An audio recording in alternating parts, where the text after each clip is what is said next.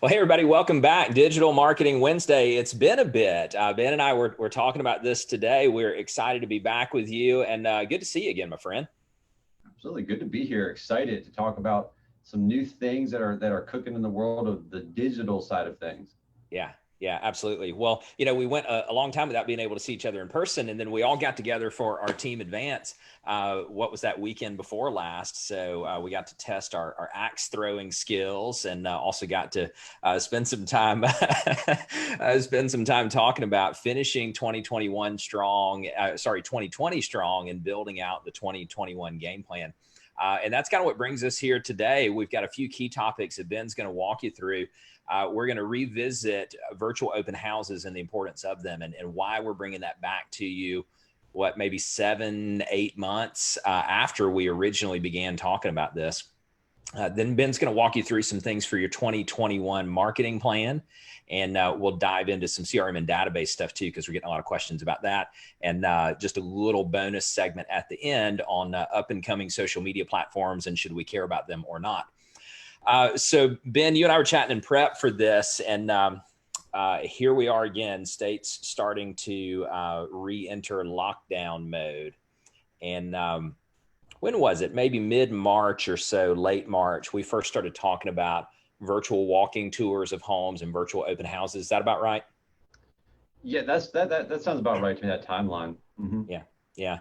So the questions come up for a number of us this week, and it's taken on multiple forms. It's sort of like, here we are again. I didn't really take this idea of virtual open houses or virtual walking tours all that seriously 6 months ago, 7 months ago, when you guys were talking about it. And now I got to go figure that out. So we're dusting that off. And Ben, what I'd like for you to do is just sort of hit the highlight reel of the why these things are important now and potentially could become more important. And then two, kind of the how of the execution of it. I'll just let you run with that for a bit, please. Yeah, absolutely. And just to preface that, guys, to let you know that if you ever are stuck in the woods with an axe and you need to, survive, I'm not your guy to bring with you, because apparently I couldn't stick an axe into anything if I was a foot away. However, Bill is an expert marksman. So just for anybody out there who's like, I need to go hunting with an axe, Bill's the guy to take with you, not me. I can carry it back for you, but I couldn't take anything down for you, just so you know. Well, you're kind of say that. It's something about blind squirrels and nuts, I'm sure, involved in there somewhere. So I think part of the thought process behind this, going back, I think like you said, it was in mid to late March or so, we started having this conversation around states shutting down, lockdowns happening across the country, and we kind of saw the rolling pattern from West Coast to East Coast, and then a little bit from North to South. So everybody's like on different timelines around it happening. And one of the things that we revisited recently was that, looking back on that last wave of lockdowns, knowing what you know now, what do you wish you had done differently to prepare last time that you just didn't know? The difference is this time we actually have the advantage of experience, where we've been through one, we've seen what it looks like, we've had to execute on switching over to virtual or digital, and all those different pieces. So knowing what you know now, what do you wish you had done? And if your state isn't back in lockdown mode right now, now's the time to start preparing for it, because we don't know. Like I know for where we're at in North Carolina, we're on a rolling 4-week evaluation period right now, where if things don't go after Thanksgiving, we could go in a lockdown mode. What does that mean for real estate? It means that if you haven't taken the time to get pretty robust digitally, you're going to feel it. And it may not be in the initial 4 weeks, but you got to remember, everything we do right now, this is your January and your February you're setting up right now. So if you're not in front of this, you're going to feel the effects of it a lot longer than just a 4-week, 8-week, 12-week lockdown period. You're going to feel it beyond that. So the importance of all this is getting in front of it so that your pipeline continues to stay filled as you go into 2021. So Bill, do you want to dig into the strategic or the tactical part of this now, or do you think there's anything else you want to add on top of that? No, I think you set it up really well. I mean, I guess the one quick little comment I'll make on this, and then let's get into the how, is that we always hear a lot of people talk about this time of year is, now that things are finally slowing down for me a little bit, I'm going to take this time and I'm really going to dig in on some of this project work that I never have a chance to get around to.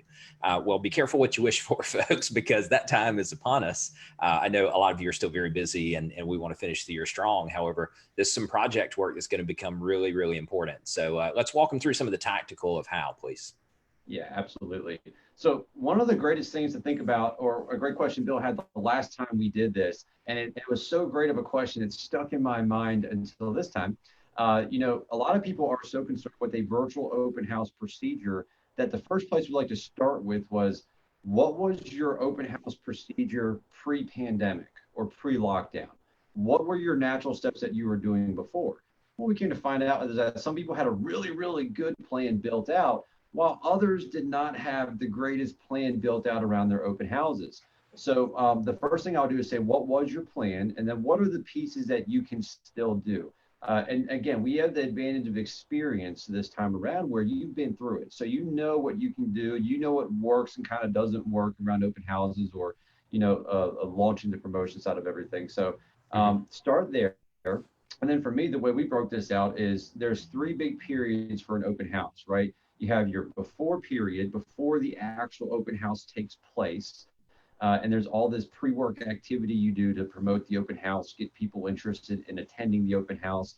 And we're going to talk about digital and in person on this right now. And then there's the actual during the open house. What are we doing during the open house right now with this virtual side of things? How are you using video during the open house? How are you streaming it? Where should you be streaming it? And then, of course, there's after. What are you doing to follow up? What we typically found was that the pieces of the sandwich here, the two pieces of bread on either end, were the ones that people kind of threw to the sides, and they just got to the meat in the middle, which was the during the open house, and that's all they really worried about. The problem with that, though, is that it's a really crappy sandwich if you don't have the two pieces of bread on either end. So we have to really pay attention to those two side of things, and really build that out. So looking at the before phase, this is your promotional phase. This is where we're building up anticipation. We like to start anywhere from at least 4 days to 7 days prior to an open house, depending on when it's coming on the market, that we start promoting it digitally as well as the neighborhood. The easiest way to do this is, of course, promoting at a high level. So calling people, circle prospecting, letting them know that there's going to be an open house, letting the neighbors know. And what you want to do this time is make sure that you have that virtual option in your back pocket. For us, it became pretty standard to say, we have an in-person option and we have a virtual option. You can choose whichever one you want to go to. And if you're still in that phase of, okay, we do in-person, we need to transition, I would say have that set up beforehand so that when you're talking to people, they have an option. It's almost like when you go out to eat at a restaurant, or if you're getting takeout now, it's pretty standard to get curbside. It's become part of our versus where before it was kind of certain restaurants did it, other ones didn't. Everybody kind of does that now. It's a really good opportunity to build your pipeline. So the first question I usually get is, when I'm doing an open house, where do I start? I usually start with Facebook, right? Build out an event on Facebook. It's the easiest way to do it. It's the biggest social media platform. You probably have a lot of that neighborhood, but also your sphere and friends who are on Facebook, and you can easily add them into the event or invite them to it. And build the event out. And the thing that is nice about building an event on Facebook, and I'm not going to go too into the weeds on this, we talked a little bit about it in some other videos. So if you're inside of the group, you can watch the other videos around retargeting. But the thing about a Facebook event is two big pieces for advertising. The first is, we don't boost the post. We can actually promote that event in the back end of Ads Manager. That's huge because the targeting can be much more detailed and refined. You can use custom audiences, you can layer audiences on, really drill down on the promotion of that Facebook event. And then the second big piece of the advertising for a Facebook event for your open house is that we can retarget everybody who interacts with the Facebook event, whether they sign up or not. If they click on the ad to look at the event, they will be retargeted after the Facebook or after the ad runs. Or after the event. So there's two big powerful pieces of advertising that go into using Facebook as your primary place to post your open house as an event. From that, also, you want to kind of add in lead capture, squeeze pages, all that kind of stuff. And I won't go too into the weeds of this either. This is one of those, there's so many options out there for different ways to do this. You can build a squeeze page out simply on a Google form, where you just create a Google form to capture their name and information. And then we can send them a link the day of the open house so they can go see it. You can get pretty fancy with it, where a lot of the CRMs actually adapt it, where I know the one that we use, it actually built into the CRM a landing page for every one of our listings that we can actually have a virtual open house option. We add the link in, and then anybody who registers on that page, not only do they get dumped into our CRM, They also get an automatic notification whenever we're going to stream live from Facebook, YouTube, Instagram, wherever we're streaming our open house live to. So you want to be able to capture the information somewhere. Yeah, it's pretty fancy and pretty nice. I like it. We get a lot of people who tune in that way too, because it'll actually tell us this many people tuned in through your CRM versus us just seeing who's on the Facebook Live. And then the last piece of this, when we're looking at using that Facebook event, is you take the link for the Facebook event, blast it out to your whole database. This is an area where when you're promoting your open houses right now, a lot of people are looking for ways to interact with real estate or interact with you or see properties without going out and actually seeing them. So it's a great opportunity for you to blast this link out and send it as a text or an email. You can send it to your sphere. We're big on sending it to everybody in the database. We started that if we have multiple open houses on, we'll send out one big email with all the open house lists on it with links to every single one. Or if you just have one open house going on, just send that one out by itself. We get much better click-throughs on our text. So another thing our system will do is actually tell us if people are clicking into our CRM from a text message link that we sent out versus our email link. You can also kind of game the system a little bit. You can use different tools to track with different, custom endings. We use Bitly a lot. You can use that to see if I have two different links going to the same place, one gets more click-throughs. I know more people are clicking through our text. For us, text is the higher way to get people to sign up for things. They actually see their text messages. So that's all done in the before phase of the actual open house. I'll hit pause there for a second, but before we go to the during and after, questions, thoughts, things you want to add in? No, I don't know that there's anything I'd add other than just if you're watching this and you already feel like your brain's hurting from, and we're just in sort of the first piece of bread, as Ben like to refer to it as, use this as sort of a guide. And it's here are the things that Ben just said that I understand and I know how to do. And here's all the stuff that I have no idea what he's talking about right now. And it's not that you have to go master this at the level that we're describing in order to do it perfect. It's get on this journey. If you didn't get on it 7 months ago when we first started talking about this, don't beat yourself up over it. Just recognize you could be 7 months farther ahead and use that as a learning opportunity. And now just start eating that elephant. So I just want to be kind of the encourager on this too, is Ben's been doing this kind of stuff for a long time. And then he and his team took this really, really seriously back in about February and have been digging in on this for a while now. So now let's go, Ben, to the second phase, the during piece. Yeah, absolutely. So the during phase, this is during your actual open house. What do you typically do during an open house? And for us, we always think of like the day. I don't think of it as like the actual open house event. So say you do open houses from 12 to 3 or 12 to 2 or 12 to 4, whatever your time frame is. That's not the during for me. The during is, okay, this is the whole day event. What am I doing before the open house, during the open house, and after? That's my whole during event.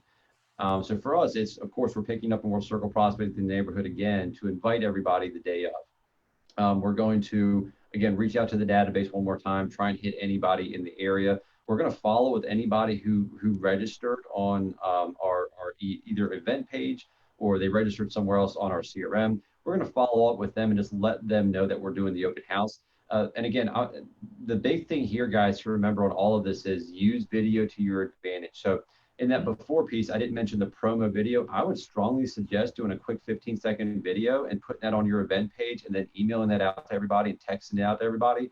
Just saying that, hey, this is the open house. Here's the time that I'm going to go walk through in person. If you have any questions for me and you don't want to be there, now here's how you can do that. And just kind of explain what you're doing, 15 to 30 seconds long. And then during the open house, after we do the promotional part in the morning, the actual open house itself, walkthrough videos are huge. I've seen this done many different ways. We've tried it from having 2 or 3 cameras streaming at one time into one of our Facebook groups, where we had a 3D camera set up in the house with one of the better areas of the house. Sometimes it's the master bathroom, bedroom area. Could be an outdoor area if it has a really awesome yard or something along those lines. But highlight the features of the house, and then we'll use we walk through with the video as well. And that's where we use our gimbal. We use the DJI Osmo. We get asked that all the time. So that's the one we use. We'll walk through with it. It's a stabilizer so that the camera's not all shaky and people are getting seasick watching it.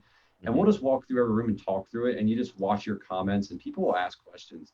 they'll say, the price of the home. They'll ask basic things that you want to repeat in each room. The big thing to remember when you're walking through is first time I would like to start like we're showing the home to people and really take them through each room, point out things at the house. The big thing here, and Bill's heard me say this a lot, authenticity. Be authentic when you're walking around. Don't worry about getting it perfect. Don't worry if you say something weird. Your personality is going to come out. And the thing I tell everyone is at some point, if these people decide to do business with you, they're going to see who you are. Right. So you might as well just man up. It's okay. It's okay. Right. They'll see it. But don't be afraid to answer questions around the rooms. Point out things like you would for your clients, the highlights of the home, the reasons that this home is unique. And then from there, you can just either put it on a tripod in a room and let people come in. People will come into your live and like every 15 minutes or so, do a round around the house, walk around the outside, show off different features of the home. And during all of that, just have good conversation around each room. I'm always thinking 2 to 3 points about the house, Bill, is what we coach our agents on, is have 2 or 3 about each room that you're going to say. And then I also like them having 2 to 3 points about the general market so that they can kind of talk in the whole of the market and not just about that house. We started noticing people would come into these Facebook Lives with questions about the national real estate market. And then how does our market compare to that market? And we're not even talking about the house we're in anymore. We're having a real estate discussion, which is great, right? We're okay with that because it's people talking to us. But at the same time, I realize our agents need to be prepared. So I would suggest being prepared with facts about the home. Also know your market stats as well. Have those in your back pocket to talk about. For me, another thing I realized was put me in front of a camera for 2 hours and I will talk the entire time for 2 hours. I have plenty to say. Some of our agents were not built that way. So having some scripts, some things for them to say, some key points to hit on, that's a big piece that could help your team members out a little bit. If you have a team or if you're just one of those people that doesn't like being in front of a camera, it's a great thought to have just some bullet points for you to walk through during. And then after you're streaming those, so typically you can stream those. I would say start with Facebook again. Don't feel like you have to do all the platforms if you can't figure all that out. Again, a lot of the CRMs have stepped up and they're really trying to make it easy for you to syndicate this everywhere. I know for ours, it's as simple as taking the code from each platform and just dropping it right into our CRM, and then it automatically will show up on every single platform on our listing page that people registered on. And it'll show them the Facebook feed, the YouTube feed, the Instagram feed, and they're talking about adding a TikTok feed that you can go live on TikTok once you get a certain number of followers. They're talking about potentially adding that in at some point. So it's easy to do that way, but if you're like, I don't know how to do any of that, just do the Facebook one and it'll stream live to your event page, as long as you check off that your event is virtual. The last piece of this is, as you're talking with people during your event, once you shut it down and you're done, that video will be recorded so that you can go back and use that as additional material later, which we'll talk about the after part of this in a minute. The second piece here is you want to follow up with anybody who signed up as an attendee of the open house. You want to follow up with all of them immediately following the open house. Again, going back to what was your old game plan that you used to follow with open houses? The biggest miss we saw, and I know Bill and Debbie talk about this a lot, the biggest miss we see is that agents will do an open house on Saturday and then follow up on Monday, when really the best time to follow up after an open house is immediately following the open house. Block out 30 minutes to an hour directly after you're open. Call through all of those leads. And the beautiful part about virtual is that people are now conditioned to sign up for stuff. I will tell you this, out of this whole pandemic, it has never been easier to get people to sign up for things to gain access because they're all used to doing it. Where we used to have very suspicious people in the world who are like, I'm not giving you my email and phone number. I'm going to make something up. But now they're like, okay, I have to do that to reserve a table at a restaurant. I have to do that to pick my groceries up at the store if I don't want to go in. So now it's just normal for me to have to register that way for an open house. So the contact info is pretty good. Follow up with all of those people. And here's another key. If they came or they did not come to the open house, still follow up with them. Say, hey, I saw this open house.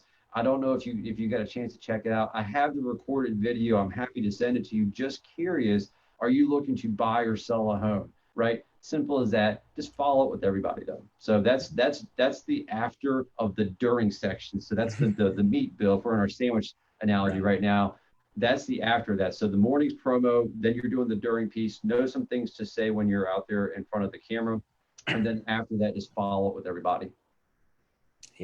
Yeah. A few observations before we talk about the last piece of this open house thing. First of all, I think it's great that your suspicious internet lead voice sounds like Yosemite Sam. So if you're not familiar with who that is, he might be a tad before your time. So that was really good, by the way. So thanks for that. The other couple of points that you made really well. One, just on the technicals of the equipment. Please, please, please, if you haven't already, invest in some sort of an image stabilizer device and some sort of quality microphone, because that image quality, that audio quality is really big for what Ben's describing right now. People will leave if it's shaky video or bad audio. Ben, maybe comment for just a second, because I get this question a lot, and I'd love to have your answer on this.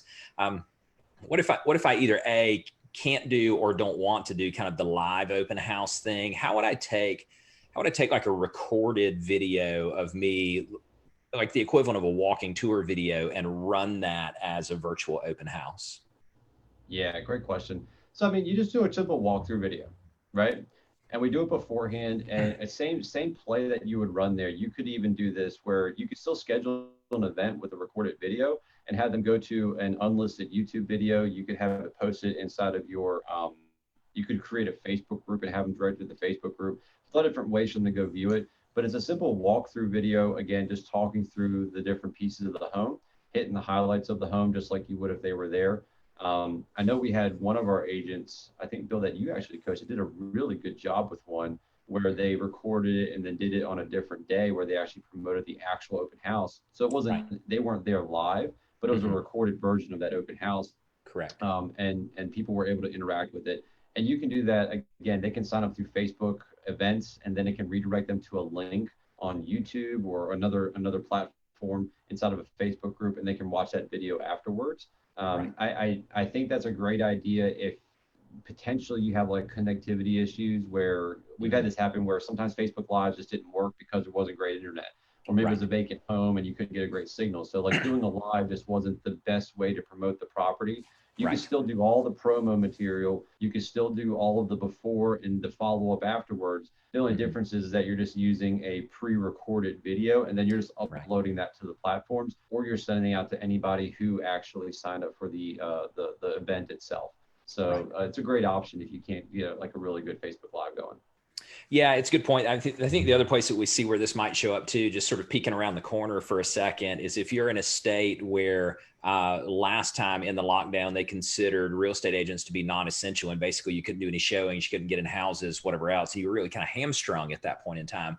Is if you think that might be a problem in your state moving forward, go ahead and prepare for it now and start shooting these videos. And I'll make one other quick point, and then I'll hand it back to you, Ben, to wrap on this. Is we're both aware that you don't have to do this to sell the house. We talked about this a few shows ago. This is not about selling that house. That house is going to sell.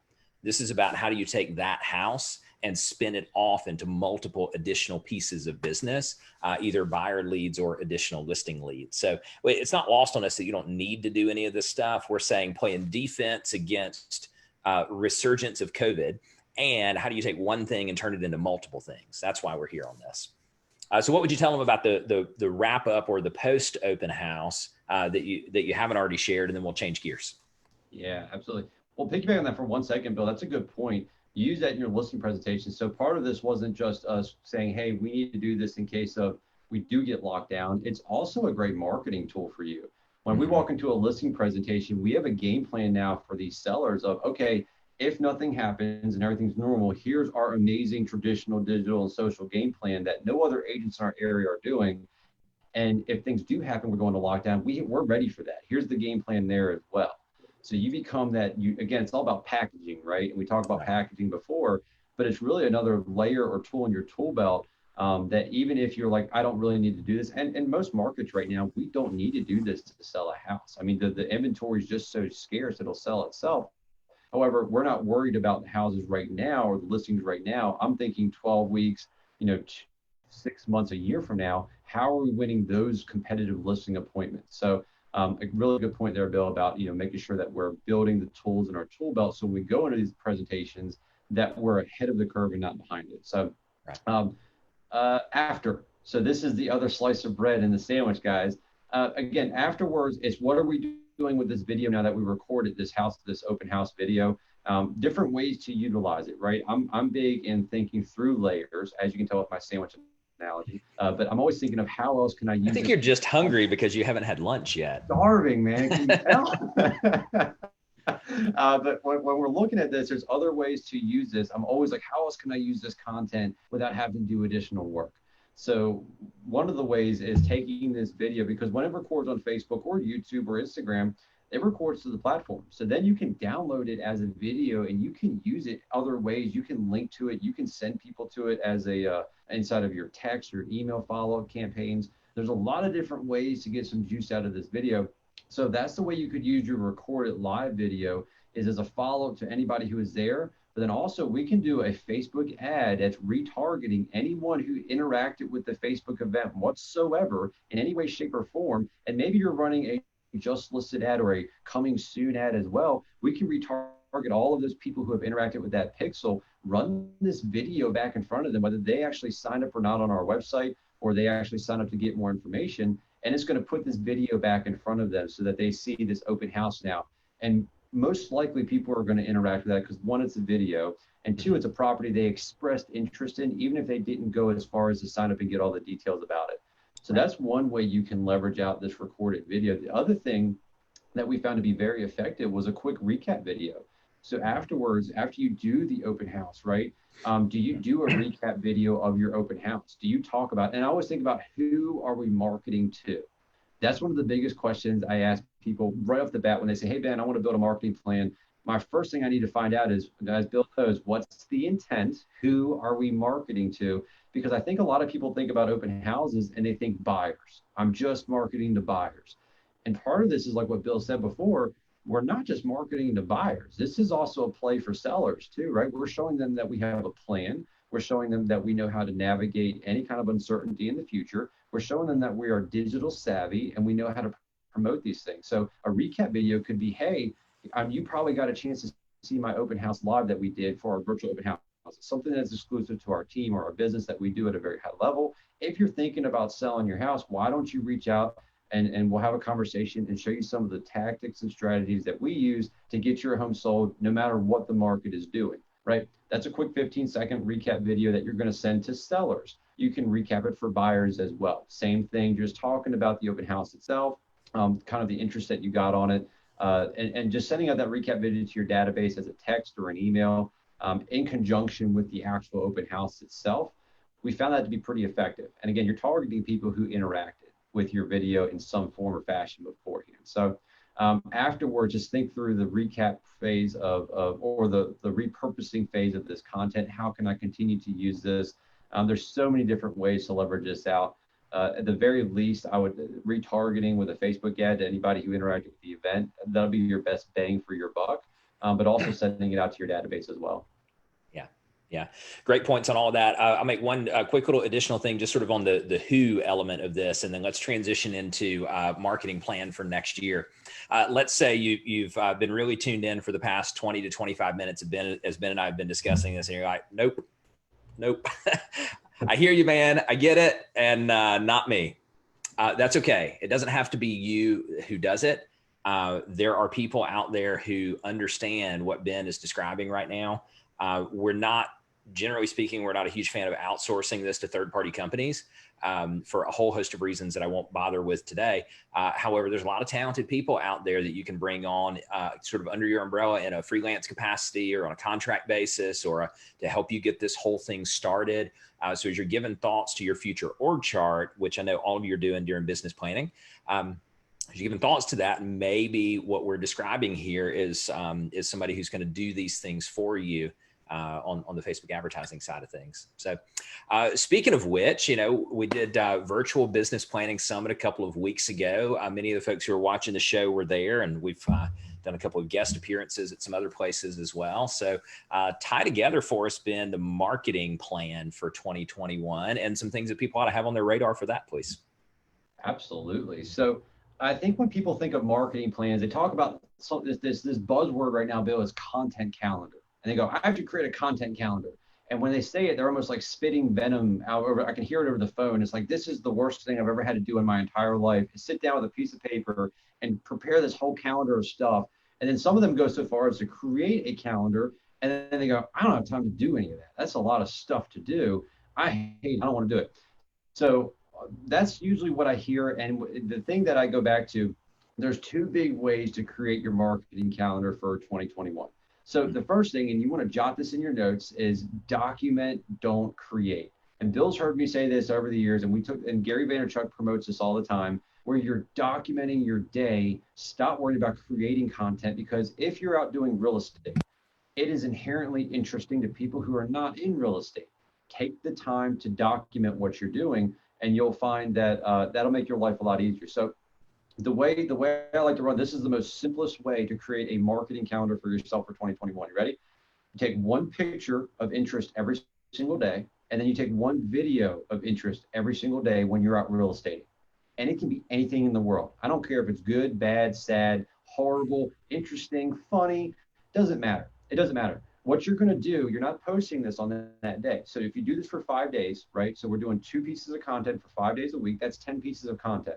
So say we do it from Monday to Friday. That next Monday we come in, we open up our phone, and we're able to look down and pick out pieces of content now that are either good or terrible, right? So if you do that for 1 week, you have 10 pieces of content. If you do that for 2 weeks, you have 20 pieces of content. If you go crazy with it and you do 2 photos a day, and then 2 videos a day, now you're talking, 20 pieces of content, 40 pieces of content. And the key here is you're not doing anything outside of what you typically do.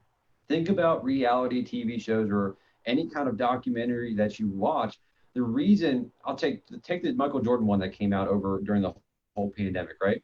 The reason it was so compelling for people to watch was not just because Michael Jordan was a great basketball player and there was a lot of story there. It was all the behind the scenes content that people had never seen before, right? It was all this stuff that we never had a picture into. So in your world of real estate, when you're out being a realtor and you're showing houses, or maybe you're previewing properties, or you're in your office making phone calls, whatever it may be, it seems very boring and mundane to you. However, to everyone else, it's fascinating. They don't know, why you're walking through a home. Why are you doing that? What are you looking for when you walk through a home? So if you narrate that a little bit, that's a great little 60-second piece of content for somebody. Maybe you get a phone call from an appraiser and you have a conversation with them, you learn something, pull your phone out, shoot, and just talk about what you just learned, right? Keep it authentic, keep it real. At the end of the day, if you document your day instead of trying to sit down and create everything in a 2 to 3 hour time block every week, you're going to find it be a lot easier on you. You also find much more authentic content that people will actually interact with. So when I think about the first step for a marketing plan for next year, my first recommendation is, if you have nothing else out there and you haven't done any kind of marketing whatsoever, take a moment, just document some things during your day over the next week. That's a homework item you can take away from today. Go document things you're doing in your everyday work life over the next week, and then see what you have next Monday. Just see what's in your phone and say, this is a great piece of content. This sucks, I'm not using it. Then don't use it. That's cool. For us, we're always looking for interesting things that we see when we're out. So if we see a cool piece of a house, or maybe there's a cool piece of town that we've never been in, a cool area that we think is neat, we'll shoot a little video outside talking about it, or take a photo of it. Comparison photos are great. So if you're showing properties and you see 2 really different types of aesthetics of a house, it's great to take a photo of it and say, hey, which ones do you guys like better? Things like that are super simple to do. It doesn't take a lot of your time. And the biggest thing for me was, you're doing it anyway. This is not adding on to your workload. You're doing this stuff anyway. So start there, right? Now, if you're getting fancy with it, you're like, you know what, Ben, I got that down. I'm doing that already. I'm crushing this. What else can I do? The next level that I would recommend, and again, I'm always thinking of how can I do one item and then break it down into a lot of different pieces of content. And this is pillar, and really I'm going to emphasize pillar videos. So pillar content overall is where you take a big piece of content that's long form, and then you break it down into multiple pieces of content to sprinkle over all of your social media channels. If you focus on a video, the way to execute on this at a very high level is that you do at least 2, you can do more, but I'm gonna say at least 2 long form videos per month. 2 long form videos per month. And when I say long form, that means then 3 minutes. All of the algorithms right now are optimized for videos that are longer than 3 minutes. They get better views, better organic traction, more shares. better reach. Mm-hmm. Now you're going to take that long form video, you're going to post it to YouTube, you're going to post it to Facebook, and you're going to post this to Instagram. Really, it's IGTV or Instagram TV gives you the longer form videos. So then what you're going to do is you're going to chop that video up. You're going to get 4 60-second clips out of it. Now you don't have to do this. You can record this video, and then you can go to Upwork.com. You can go to Fiverr.com. There's a bunch of different places. You can find a local college kid who's in film class, and they can chop these videos up for you. It doesn't have to be perfect. Get it to like 80% or better, good enough. And then you can post them. So take 4 60-second videos from these two long form videos. So now you have 8 pieces of content right there. Then you're going to take 4 15-second video clips. That's 8 more pieces of content. And then you're going to grab what I call quote cards. So 4 quote cards, because you're going to say something of interest in these videos that's quotable, or maybe you quote somebody that's a quotable quote, and that's 8 more pieces of content. The bonus here, if you want to go beyond that, is take your video, Upwork, Fiverr.com, wherever you want to go, get it transcribed. Take that transcription. That now becomes a blog post that you can put on Facebook, LinkedIn, and your website. That's 3 more pieces of content. So you add all that up, you're at about 28 to 30 pieces of content from 2 videos that you could probably film in like 2 to 3 hours for the entire month. Right. Love it. So there's your whole content counter for 2021. Go and be successful. So I love all the ideas. I love the nuance of the pillar video and the breaking that out. I'm glad you took the time to revisit that for the folks. Quickly build the case for me. Why do I need to do that? Like, sounds cool. Why do I need to do it? Because 100% of all searches for real estate people start online now, for the most part. The other part of this is it's a branding move. So when people go to look you up, they want to make sure that you're alive and like actually doing business. So this is a great way to do that. You're also taking a territory in an area where a lot of agents do not. So when we think of like paid advertising, we've gotten pretty good at playing in the paid advertising space with pay-per-click and really Facebook ads and Instagram ads at a pretty high level where we can compete with these national competitors. However, the idea that you're going to go on organically and be able to compete with someone like a Zillow or Realtor.com, not gonna the amount of, I mean, they pump hundreds of millions of dollars into their advertising. You're not able to compete at that level. So this is the best form of advertising for you that's going to get you into that haven't met sector, and continually to put good content out there. And again, it goes back to, it's not eating a lot of your time. I look at this as pretty much being the same thing that they used to do with like video or like commercials on TV for real estate agents, or they used to have something called the Southside Shopper here, was like the big real estate newspaper in our area. Right.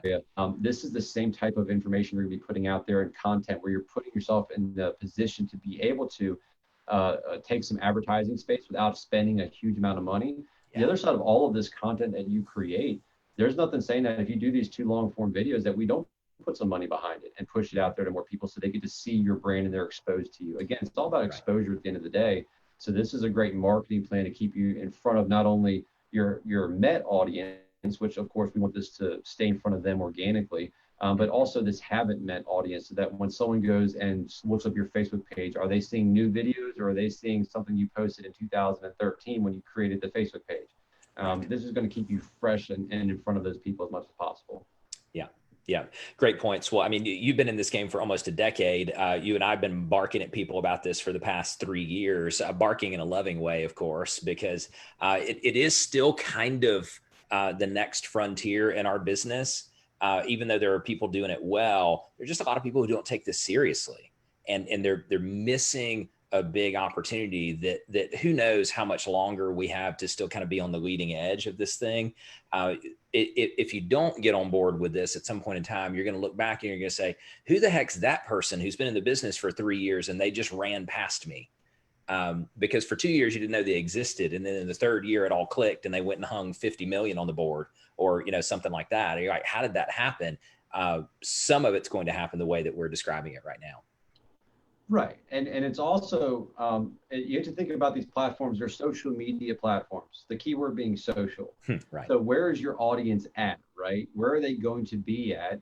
A lot of them don't even really, they don't use other ways to communicate as much anymore. Like we had some millennial buyers come in recently and they found us through our Facebook group, right? They messaged us through Facebook. They did not call us or go to our website, even though all that information is there for them to go do. They messaged us through Facebook. And then we actually did a Zoom call with them through the Facebook Messenger app, not through anything else. So everything happened inside of Facebook for this new buyer. And we saw that happen. And because, of course, we were pretty well versed in technology and we practiced with this stuff pretty regularly, we were okay. We were able to make our way through it. We saw some things we had to work on, though. But it was a really good indicator of, okay, it's all changed a little bit where people are now comfortable inherently working inside of a platform versus outside of a platform. So going forward, the social media side of things, where people are currently at socially with the whole Facebook or Instagram or wherever they go next, if you're not there and present in that area, they're not going to be as comfortable interacting with you because, you know, you're not where they're at. So it also goes back to know your audience a little bit and where's everybody going these days. They're going online to do everything. So it's good to have a presence there no matter what. Yeah, good point. Well, let's put a pin in that for right now, and then I know you want to touch on CRMs and databases and questions that we get this time of year, and people looking to make switches and stuff. So let's kind of dig into that, and then we'll wrap with your little bonus segment on up and coming social media platforms. Yeah. Well, I won't spend too much time on the CRM conversation because there's not enough time this year or next year for us to cover all the different types. The best way to break it down, though, is I'm getting a lot of questions around, I'm thinking about dumping my CRM and potentially getting something else. What should I get? And I know the thing that everybody's looking for is that ultimate, you know, nirvana unicorn of a CRM that does everything you possibly could want it ever to do. What we're finding, though, is that, again, going back to, there's two different types. There's a lead generation, and then there is a lead nurture platform or prospect nurture, however you want to term that now. And there are two different types of CRMs out there, and those are the two types. So you have to determine first, and shocker, Bill, what I'm about to say, what's your intent? What's your intent? I think they're turning this into a drinking game now. Seriously. Debbie, are you watching? This would be a good time. So when we're looking at that, we have to say, what do you guys want to do? And my first question I usually ask is, you know, what's your intent in terms of, do you want to create leads from your haven't met audience, or are you looking to nurture your database and create business out of that? Which would you prefer? Now, what people typically say, Bill, to that is, I want to do both, of course, you know, because we can't decide. We want everything, and I get it. So then the next thing you get to really figure out is if you want to do both, the platform you choose, can it nurture your client database at the current level you're doing it or slightly better? And what I'm seeing is that a lot of people, they're not really nurturing their databases the way that they could be and extracting all the potential out of it that they could. So it's an area for improvement there. But then on the lead gen side, a lot of them are not attacking that at all. And the reason we would want a lead generation platform, you'll see these work better for lead nurture than you would see a lead nurture CRM work for lead capture, is because of the automations and the ability to convert. So a lot of lead nurture CRMs don't have that capability built into them. So that's why they don't function well both ways. Whereas a lead generation, you can get the lead nurture side of it to be adequate. It's not as beefy as these lead nurture CRMs. However, they are adequate enough that you can get by with it. And then they also have that advantage of the built-in IDX on the front end, the ability to do property searches, safe property searches. They can do seller CMAs or seller updates on their neighborhoods. All those automations are super critical if you are trying to convert leads at a high level. So that's the first thing you have to determine is, are you trying to go into that haven't met audience versus your met audience? And then the level that you're already doing it, is it going to be adequate enough to keep doing it at that level or a little bit better? If it's not, then we need to make a decision there. Right now, the biggest thing I'm seeing is a lot of people are getting into paid advertising to some level. And the part they're missing on this is the ability to nurture those leads that are coming in, or those prospects. Yeah. So that's why lead gen CRM is the one I would say, if you're looking at switching, evaluate which ones you need. And then the key here is evaluate what you need. I need to emphasize that. Write that in your notes, underline it, evaluate what you actually need. Some of these CRMs have all the bells and whistles in the world, and they look really good, and they're going to do a lot of things for you. But you really need to figure out what you actually need out of that CRM. So, for example, if you're just doing certain types of advertising, you won't need everything that it can do, such as retargeting or dynamic ads for real estate. You won't need all those capabilities. You really just need more of an automation process. So determining what your lead sources are, all that kind of stuff. And then the other part on the other side with the lead nurture, it is a great time of year to take a second and look through your database and start cleaning it out. One of the more interesting things in the real estate industry, Bill, and I know you talked about this before, is that we tend to think of our databases as static, such as we put someone in, name, email, address, and then they're in there forever. Nothing ever changes. And what we don't account for is the growth of the database, right? And we don't account for the attrition. So one of the things that I always encourage that we do pretty much at least twice a year, and typically at the end of the year, one of the times we do it, is we start going through looking for attrition in our database. And attrition can be people moving out of state. Maybe they're not, maybe they use another agent for something. We had to figure out what happened there. Maybe they already bought or sold, so we need to update our records. Just natural attrition of your database and making sure that you're keeping on top of that. Because we've seen it before where we've gone in and I've looked at some agents' databases and they'll have 1,500 people in their database. And in reality, there's only about 200 viable people in there. The other 1,300, they haven't really done any kind of nurturing or follow-up with. So the database isn't as big as you think it is. So it's good to go in and just do kind of a cleanup this time of year, segment it out if you haven't. Take the time to do that. And then from there, I would say evaluate the database situation on what you want to do. But yeah, so CRM wise, lead gen versus lead nurture, determine what you want to do. And then from there, really go and segment out your nurturers and figure out, has there been attrition? If so, how do we tidy it up a little bit? Yeah.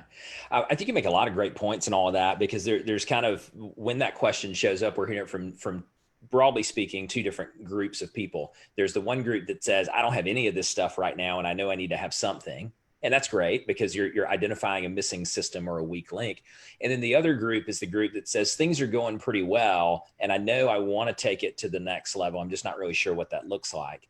And that's overcoming what we would refer to, or you're probably familiar with, called the innovator's dilemma, which is sort of saying, if it ain't broke, don't fix it.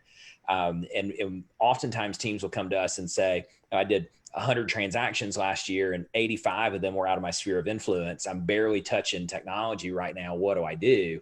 And now all of a sudden we're talking about making some conscious investments in technology and perhaps even in additional people to do that. And there's upfront pain for building out that additional pillar of the business to take it to the next level. So I think you laid that out really nicely. Yeah, absolutely. Don't get too caught up in it in terms of like, what do I need to switch or not? A lot of times I see people compare CRMs, Bill, and they're apples to apples in that they're just a little bit nicer looking, or maybe they have one or two new features. Really evaluate if you need those features or not. And then like you said, if you're trying to grow, what are we growing towards? And then also don't go out and get a CRM with the anticipation, I'm going to create leads. I'm going to have 100 new leads in a month. That's 100 new deals. And we wrote a course on this. We've talked about it. We're happy to talk more about it in the future. But if you have specific questions about it, we've covered in other videos. So make sure you dig into those a little bit on the lead conversion stuff, because I'm seeing that dictate some people's decision to move CRMs right now. And it's really stepping back and saying, have you used the current CRM you're in at its highest level? Right. So sometimes you can't correct the user error just by moving to a new CRM. So just something to consider when you're looking at it. I got to tell you something funny really quick, since it's just me and you talking, and maybe there are other people watching too. I was on a call with a client yesterday, and with her permission to share, she said, we went out looking for a unicorn and we didn't find one. So we just took a horse and duct taped a horn to it. And so sometimes you're going to find this. Don't spend all of this time looking for a unicorn in a system. Look for a really good horse and then duct tape a horn to it. There you go. I appreciate that. Thanks, Chelsea. I told you I was going to use that. So new fodder for my material. All right, Ben. So there's a couple of new, maybe not necessarily new. One of them is becoming more mainstream, and maybe you've got some more stuff up your sleeve. So what's going on with other social media platforms, and should we care? Right. The quick answer is, I don't think you should invest a ton of time into this if you haven't mastered the other platforms first. I do see people chasing rabbits down a long, winding rabbit trail when they go after these new platforms, and they haven't figured out how to maximize their return on the other one. So say that a little louder for the people in the back, please. Right. Yeah, I'll preface it with that. Don't go chasing these things if you haven't mastered everything else first, in terms of like Facebook and the big boys in the market. These are just on your radar, and I've just gotten asked so many questions about them in the past. I would say just the past 2 weeks that I thought it would be good for us to address it. The first is this one called Parler. It really sprung out as part of this whole election cycle. It's terming itself a free thought platform, and it's supposedly like Facebook. It is. It's just a lot more clunky, a lot more slow. It has like 10% of the features. That being said, it's been around since 2018. It's got about 4 million users on it. It's worth paying attention to. I don't know that I would say, do you add this as an app to your phone or get all riled up about it? I don't think so at this point. There's not really any way to leverage that platform or create content that's going to help you increase your business. So on that end, it's out there. It's something to be aware of. We'll keep an eye on it. I'm not super impressed with it. I'm not seeing anything groundbreaking in it that I go, oh, I've never seen this on a platform before. So I think it's just good to know about in case you hear about it. At the end of the day, it's not bad. It is what it is. It reminds me of the very early phases of Facebook. It's like the beginning. I don't know if y'all remember like the early days of Facebook. That's what it reminds me of. The other one has been in the news a lot, and it keeps on going back and forth between, are they going to cancel it and get rid of it, or is it going to stick around? At this point, in my opinion, it's got so much clout behind it that it would be hard to get rid of it. And they're still working through how to make that happen, but TikTok is still starting to take off. And we're starting to see the home buying and home selling segments get on TikTok now. See, before it was just this really young crowd of like, preteen teenagers doing these ridiculous dances and everything, and just being crazy kids. And now it's turned into this. You're seeing the millennial segment get on there in droves. I think the millennial segment alone accounted for something like 62% of the growth over the past 2 quarters. And right now, their growth rate's higher than Instagram. So they're almost right there with Instagram in terms of total users on their platform. Yep. And they're only second really to Facebook. So it's a big platform at this point.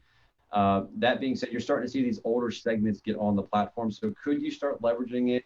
You could start taking some of that content, throwing it on TikTok, getting on some of the trends, putting some work in there. I've seen some agents who are pretty successful with it. That being said, they're devoting an extraordinary amount of time to it right now for minimal returns. Now, long-term, could it pay off? It could. I'm not saying that at all. However, I go back to, if you haven't mastered Facebook, if you haven't mastered Instagram, if you haven't beaten down YouTube, if you haven't figured out LinkedIn, I'd go there first, just because those are proven sources of business before I would go concentrate on these. However, it's just been brought enough in conversation that it's one to keep an eye on. So the two, between Parler and TikTok, if you said, hey, I'm going to add something new, I would go the TikTok route, just because we're seeing that older audience get on there now. Sometimes to monitor their kids and their grandkids. Other times you're seeing that millennial crowd just get on there because, it's reminiscent of the Vine app back in the day.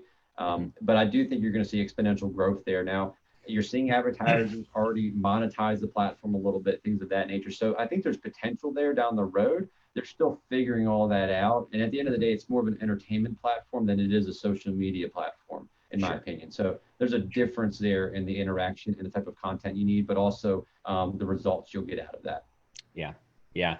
Good point. I know you and I have talked about this before too. When we're watching up and coming platforms, one of the questions I'm always asking myself is this user base people who are fleeing their parents on another platform? And so that was sort of like, people went to Instagram once their parents got on Facebook, and then people went to Snapchat once their parents got on Instagram. And then you're sort of seeing, not that there's, what do I know, that not that there's a ton of parents on Snapchat, except unless they're monitoring their kids. However, the TikTok play, which you're describing, part of that too is millennials going there to avoid their parents on Facebook and Instagram. Exactly. Yeah. And it'll continue going that way. So, I mean, again, you can interact and potentially grab some of that market share. At the end of the day, is it worth your efforts? I mean, if you have literally mastered everything else, you're crushing it everywhere else, sure, go ahead, go after it. Again, I've seen success on it. Probably not the best use of your time, but just wanted to be aware of it at the end of the day. Yeah, good stuff. All right, partner, anything else you want to leave them with before we wrap up? Go out and document some of your day, guys. I mean, if you don't like videos, take pictures. That's the easiest way to create content. Hands down, the easiest way is go document, don't create it. So go do that for the next 5 days, get 10 pieces of content, and then start posting stuff. Let's do it. Sounds good. Thanks, buddy. Nice job as always. Thanks everybody for joining us. We'll see you back here in 2 weeks. Bye, guys.